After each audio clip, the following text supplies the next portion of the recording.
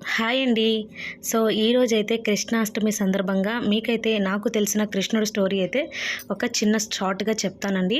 శ్రీకృష్ణుడు భాద్రపద మాసంలోని కృష్ణ పక్షమి నాడు రోహిణి నక్షత్రంలో జన్మిస్తాడు.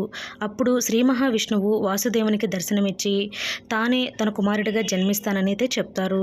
తాను జన్మించిన తర్వాత బృందావనంలోని తన స్నేహితుడైన నందుని ఇంట్లో శ్రీకృష్ణుడిని విడిచిపెట్టమని యశోద గర్భం నుండి పుట్టిన అమ్మాయిను చెరసాలకు తీసుకొచ్చి కంసుడికి అప్పగించమని అయితే చెప్తాడు. ఇక మహావిష్ణువు చెప్పినట్టుగానే వాసుదేవుడు ఒక గంపలో మన శ్రీకృష్ణుని అయితే పడుకోబెట్టుకొని బృందావనంలో అయితే తీసుకెళ్తారు. అక్కడి నుంచి తీసుకొచ్చిన బాలికనైతే చెరసాలకు తీసుకొస్తే వాసుకి బిడ్డ పుట్టిందని కంసుడు వచ్చి పాపనైతే తీసుకెళ్ళిపోతాడు.